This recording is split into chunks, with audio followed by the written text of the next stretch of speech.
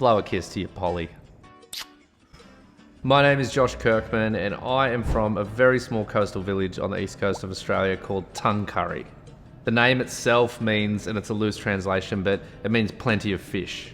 Surfers for Climate kicked off about 3.5 years ago. I didn't start it. Two amazing humans, Belinda Baggs and Johnny Abegg, came together to start a non-profit that would capture that enthusiasm and passion that was brought out for surfers in a moment of time in a campaign called the Fight for the Bite. And this was when there was a Norwegian oil company that was looking for oil in the Great Australian Bight.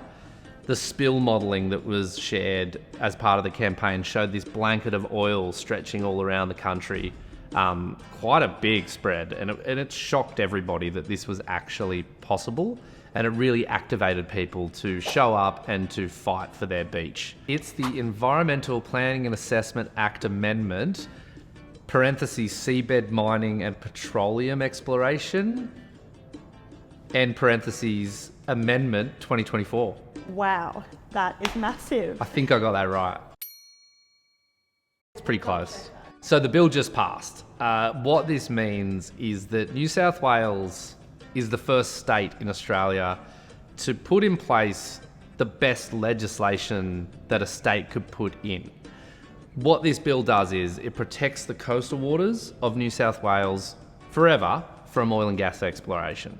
That's a really big deal for a state to do that. This state represents 8.8 million people. So this is a huge number of Australians.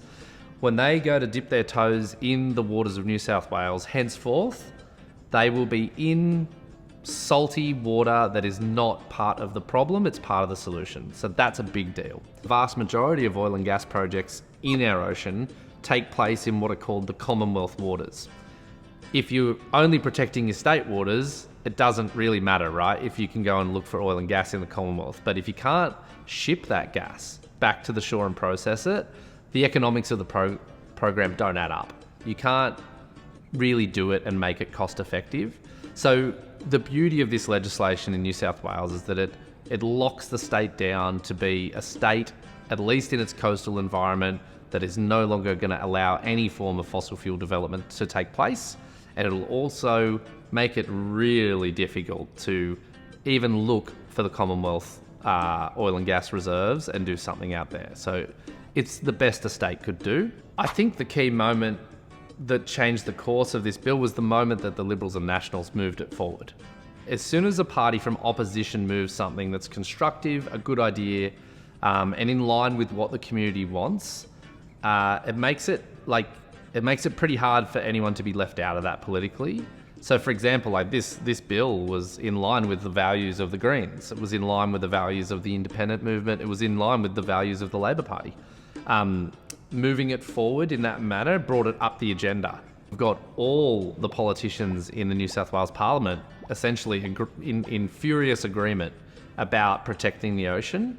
And when you've got bipartisanship on an issue like this, what's really comforting for people who work in the environmental space is that you know with absolute certainty that this law is going to stay. If we're able to get other states in the country to enact similar legislation, what you end up doing is putting this neat little ring fence around the country.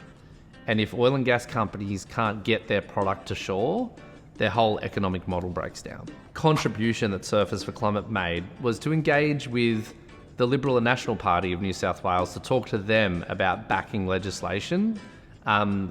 This isn't typical of the environmental movement to even have conversations or even good relationships with that side of politics, the conservative side of politics. What we know about New South Wales Liberals and National Party politicians is that they are not like other politicians, like they are an excellent group of people who understand that a healthy environment is good for the economy. So we worked with them, we spoke to them about legislation. They brought forward their own private members bill last year around World Oceans Day in 2023. We showed up. We were visible with them. We did the press conferences. We then engaged our community to say, hey, this is what's happening and these are the people leading it. I totally understand that a lot of people think surfers aren't that interested in politics. What we know though is that surfers are so many different people in society. So how does anyone get taken seriously, I guess, is probably the question. And that is, be nice, be decent, don't be weird, don't be a jerk. Have conversations. The most actionable thing anyone can do is to join Surfers for Climate. One of the really key things we did in the campaign was we got a short, sharp survey out to our members to fill out so that we could collect some data that we could share in our response and our support of the legislation. We had nearly 2,000 respondents to that survey, and that makes a massive difference when you want to speak to power. Power only recognises power. So if you can show that power through a strong response to a survey that shows that community sentiment for change is way up here, politicians are going to pay attention to that. So the best thing people can do is get on board with us. Without that data, without that support, we can't convince politicians that people care. That's what you can do. Get involved and believe it's worth it.